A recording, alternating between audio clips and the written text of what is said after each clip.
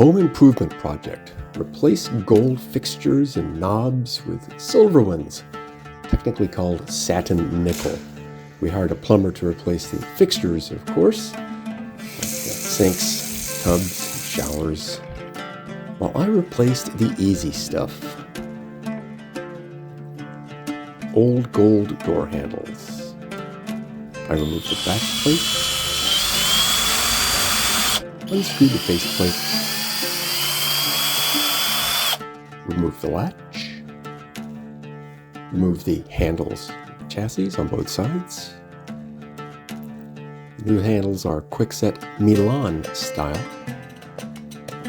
Put the latch back in, secure it, insert the new handles, and secure. New strike plates are also satin nickel. Make sure it works well. Next project, replace some old gold drawer knobs with new satin nickel knobs. Same thing with these old lion head cabinet pulls. They're out of here. They're easy to replace. The old gold towel bars with new satin nickel ones. And finally, the toilet paper holders. Yay!